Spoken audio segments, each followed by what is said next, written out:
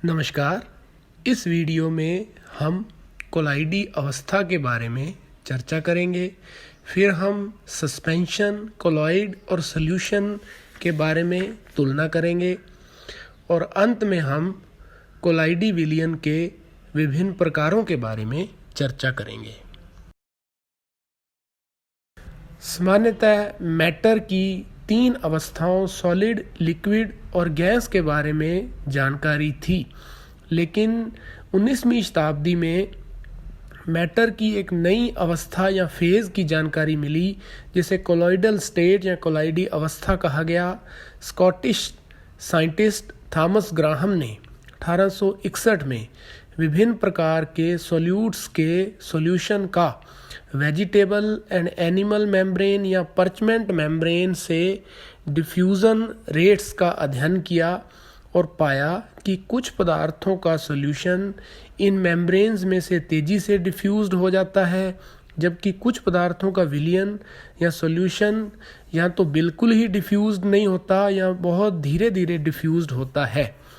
इन diffused होने की power के आधार पर ग्राहम ने पदार्थों को 2 पार्ट में डिवाइड किया। नंबर 1 क्रिस्टलॉइड या क्रिस्टलाब, नंबर 2 कोलॉइड्स। जिन पदार्थों का सॉल्यूशन एनिमल या वेजिटेबल मेम्ब्रेन या परचमेंट मेम्ब्रेन में से शीघ्रता से इंस्टेंटली डिफ्यूज्ड हो जाता है, उन्हें थॉमस ग्राहम ने क्रिस्टलॉइड कहा, क्योंकि ये पदार्थ ठोस अवस्था में प्राय क्रिस्टलाइन होते हैं, जैसे शक्कर, यूरिया, सोडियम क्लोराइड या नमक आदि का जलीय विलयन या सॉल्यूशन। वे पदार्थ जिनका सॉल्यूशन एनिमल या परचमेंट मेम्ब्रेन में से धीरे धीरे डिफ्यूज्ड होता है, कोलॉइड कहलाते हैं, जैसे स्टार्च, जिलेटिन, प्रोटीन, गोंद आदि का सॉल्यूशन। ग्राहम के अनुसार क्रिस्टलॉइड सॉल्यूशन में मॉलिक्यूल्स या आयंस के रूप में होते हैं, जिनका साइज बहुत छोटा या सूक्ष्म होने के कारण ये इन मेम्ब्रेन्स में से सरलता से डिफ्यूज्ड हो जाते हैं, जबकि कोलॉइड कणों का साइज सॉल्यूशन में थोड़ा बड़ा होता है, जिस वजह से ये इन मेम्ब्रेन्स के पोर्स में से आसानी से डिफ्यूज्ड नहीं हो पाते हैं। थॉमस ग्राहम का यह वर्गीकरण काफ़ी समय तक मान्य रहा, किंतु बाद में यह देखा गया कि यह वर्गीकरण गलत है। जैसे सोडियम क्लोराइड या नमक जल में क्रिस्टलॉइड के समान व्यवहार करता है, लेकिन बेंजीन में कोलॉइड के समान व्यवहार करता है। इसी प्रकार साबुन जल में कोलॉइड होता है, लेकिन अल्कोहल में क्रिस्टलॉइड के समान बिहेव करता है। इसलिए एक नए प्रकार का वर्गीकरण दिया गया, जिसमें पदार्थों को उनके आकार के आधार पर 3 भागों वास्तविक विलयन या सॉल्यूशन, कोलॉइड, सस्पेंशन या निलंबन में वर्गीकृत किया गया। अब हम एक टेबल के माध्यम से इन तीनों का तुलनात्मक अध्ययन करते हुए इन तीनों के बारे में जानेंगे। नंबर 1 कण का आकार। वास्तविक विलयन या क्रिस्टलॉइड में कण का आकार 10⁻⁷ सेंटीमीटर से छोटा या 10 एंगस्ट्रॉम से छोटा या 1 नैनोमीटर से छोटा या 1 मिलीम्यू से छोटा होता है, जबकि कोलॉइड के कण का आकार 10⁻⁷ सेंटीमीटर से 10⁻⁵ सेंटीमीटर या 10 एंगस्ट्रॉम से 10⁻³ या 1000 एंगस्ट्रॉम या 1 मिलीम्यू से 100 मिलीम्यू या 1 नैनोमीटर से 100 नैनोमीटर के बीच होता है। दूसरी ओर सस्पेंशन या निलंबन के कणों का आकार 10⁻⁵ सेंटीमीटर या 10⁻⁵ 3 एंगस्ट्रॉम या 100 मिलीम्यू या 100 नैनोमीटर से बड़ा होता है। Number 2, visibility. वास्तविक विलयन किसी भी प्रकाशीय युक्ति से नहीं देखे जा सकते, अर्थात किसी वास्तविक विलयन के ऊपर अगर हम लाइट डालेंगे तो उस विलयन में हमें कोई भी कण दिखाई नहीं देगा। दूसरी ओर कोलाइडी कणों को हम अल्ट्रा माइक्रोस्कोप से देख सकते हैं, अर्थात अल्ट्रा माइक्रोस्कोप से देखने पर हमें छोटे छोटे कण चमकते हुए दिखाई देंगे, जबकि निलंबन को हम नग्न आंखों से भी देख सकते हैं। नंबर 3, पृथक्करण। पृथक्करण में हम सबसे पहले फिल्टर पेपर से पृथक्करण की चर्चा करेंगे। वास्तविक विलयन को फिल्टर पेपर से पृथक करना संभव नहीं होता है। कोलाइड को भी फिल्टर पेपर से पृथक नहीं किया जा सकता, जबकि सस्पेंशन को फिल्टर पेपर से पृथक करना संभव होता है। नंबर 2, झिल्ली या मेम्ब्रेन से पृथक्करण। वास्तविक विलयन का पृथक्करण मेम्ब्रेन से किया जाना भी संभव नहीं होता, जबकि कोलाइड को मेम्ब्रेन से पृथक किया जा सकता है। सस्पेंशन को भी मेम्ब्रेन से पृथक किया जा सकता है। नंबर 4, डिफ्यूजन या विसरण। वास्तविक विलयन के कण बहुत तेजी से विसरित या डिफ्यूज होते रहते हैं, जबकि कोलाइडी विलयन बहुत धीरे धीरे डिफ्यूज होते हैं, जबकि सस्पेंशन डिफ्यूज नहीं होते हैं। नंबर 5, जमना या सेटिंग, अर्थात नीचे बैठना।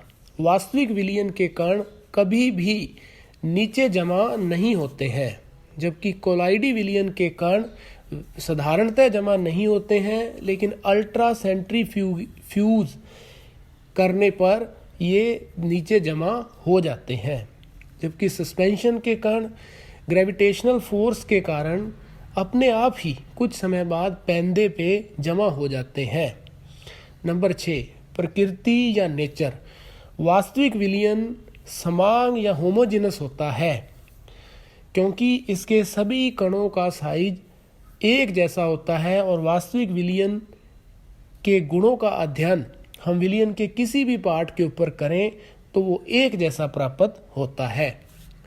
जबकि कोलॉइड और सस्पेंशन दोनों ही विषमांग या हेट्रोजेनस प्रकृति के होते हैं, क्योंकि इनके कणों का साइज और भिन्न भिन्न होता है। नंबर 7, टिंडल इफेक्ट या ब्राउनियन मोशन। वास्तविक विलयन ब्राउनियन मोशन या टिंडल इफेक्ट नहीं दर्शाता है, जबकि कोलॉइड और सस्पेंशन दोनों ही टिंडल इफेक्ट और ब्राउनियन मोशन दर्शाते हैं।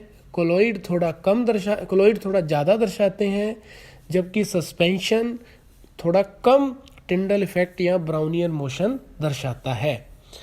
अब वास्तविक विलयन का एग्जाम्पल हो गया NaCl या नमक का जलीय विलयन।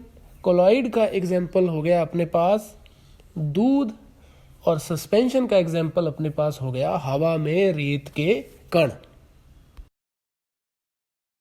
अब हम कोलाइडी विलयनों के प्रकारों या टाइप्स के बारे में चर्चा करेंगे। एक कोलाइडी तंत्र 2 अवस्थाओं या फेजेस का बना होता है। वे पदार्थ जो कोलाइडी कणों की भांति डिफ्यूज्ड या विसरित रहते हैं, उन्हें प्रक्षिप्त प्रावस्था या डिस्पर्स्ड फेज कहते हैं, जबकि दूसरी प्रावस्था जिसमें कोलाइडी कण प्रक्षिप्त या डिस्पर्स्ड रहते हैं, उन्हें प्रक्षेपण माध्यम या डिस्पर्शन मीडियम कहते हैं। उदाहरण के लिए कॉपर के जल में कोलाइडी विलयन के लिए कॉपर के कण प्रक्षिप्त प्रावस्था या डिस्पर्स्ड फेज, जबकि जल प्रक्षेपण माध्यम या डिस्पर्शन मीडियम है। प्रावस्था और माध्यम की भौतिक अवस्था या फिजिकल स्टेट ठोस, द्रव और गैस होती है। डिस्पर्स्ड फेज और डिस्पर्शन मीडियम के आधार पर कोलाइडी विलयनों को 8 भागों में डिवाइड किया जाता है, और इन सभी 8 भागों के अलग अलग नाम दिए जाते हैं। अब हम इस टेबल के माध्यम से कोलाइडी विलयन के विभिन्न प्रकारों की चर्चा करेंगे। ये टेबल बहुत इम्पोर्टेंट है। इसमें दिए गए एग्जाम्पल और इन विलयनों का नाम और विलयन का नाम देके आपको प्रक्षिप्त प्रावस्था और प्रक्षेपण माध्यम के बारे में पूछा जा सकता है, या कोई एग्जाम्पल देके आपसे कोलाइडी विलयन का प्रकार पूछा जा सकता है। तो इसको बड़े ध्यान से समझना है और कॉम्पिटिटिव एग्जाम के लिए ये बहुत ही इम्पोर्टेंट है। नंबर 1, यदि आपकी प्रक्षिप्त प्रावस्था या डिस्पर्स्ड फेज गैस हो और प्रक्षेपण माध्यम या डिस्पर्शन मीडियम द्रव हो, तो इस प्रकार का कोलाइडी विलयन झाग या फोम कहलाता है। इसका एग्जाम्पल फैटी गई क्रीम, शेविंग क्रीम या सोडा वाटर आदि है। एग्जाम्पल आपको और भी मिल सकते हैं। आप ज़्यादा से ज़्यादा एग्जाम्पल इकट्ठे करने की कोशिश करें और एक टेबल अपने आप बनाएं भी, और उस टेबल को अच्छे से समझते हुए याद करना है। नंबर 2, अगर आपकी प्रक्षिप्त प्रावस्था गैस हो और प्रक्षेपण माध्यम या डिस्पर्शन मीडियम ठोस हो, तो इस प्रकार के कोलाइडी विलयन को ठोस झाग या सॉलिड फोम कहते हैं। इसका एग्जाम्पल कार्क, प्यूमिक स्टोन या झामा पत्थर या फोम रबड़ है। नंबर 3, अगर आपकी प्रक्षिप्त प्रावस्था या डिस्पर्स्ड फेज द्रव या लिक्विड हो और प्रक्षेपण माध्यम या डिस्पर्शन मीडियम गैस हो, तो इस प्रकार के कोलाइडी विलयन को द्रव एरोसोल या लिक्विड एरोसोल के नाम से जाना जाता है। इसका उदाहरण कोहरा, धुंध, बादल या कीटाणुनाशक स्प्रे आदि है।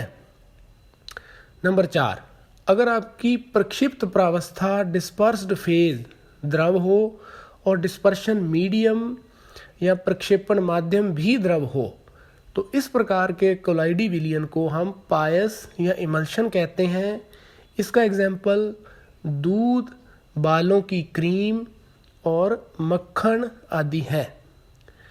इसी प्रकार नंबर 5, अगर आपकी प्रक्षिप्त प्रावस्था या डिस्पर्स्ड फेज द्रव हो लेकिन प्रक्षेपण माध्यम या डिस्पर्शन मीडियम ठोस हो, तो इस प्रकार के कोलाइडी विलयन को हम जेल के नाम से जानते हैं।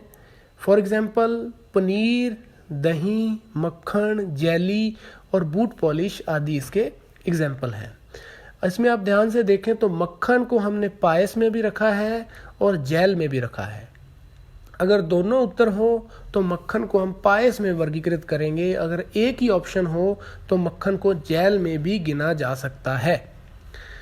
नंबर 6, अगर आपकी प्रक्षिप्त प्रावस्था या डिस्पर्स्ड फेज ठोस हो और प्रक्षेपण माध्यम या डिस्पर्शन मीडियम गैस हो, तो इस प्रकार के कोलाइडी विलयन को हम एरोसोल या स्मोक के नाम से जानते हैं।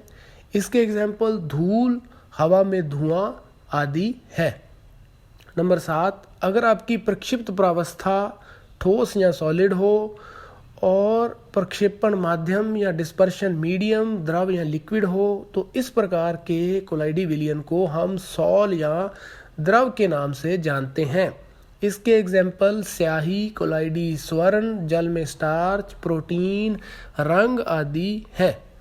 नंबर 8, अगर आपकी प्रक्षिप्त प्रावस्था या डिस्पर्स्ड फेज ठोस हो या सॉलिड हो और प्रक्षेपण माध्यम या डिस्पर्शन मीडियम भी ठोस या सॉलिड हो, तो इस प्रकार के कोलाइडी विलयन को हम ठोस सॉल या सॉलिड सॉल के नाम से जानते हैं। इसका उदाहरण रूबी ग्लास है। एक गैस का दूसरी अन्य गैस में कोलाइडी विलयन बनना संभव नहीं होता, क्योंकि दोनों मिलकर एक समांगी या होमोजेनस मिश्रण बनाते हैं, जबकि कोलाइडी विलयन विषमांगी या हेट्रोजेनस होता है। धन्यवाद।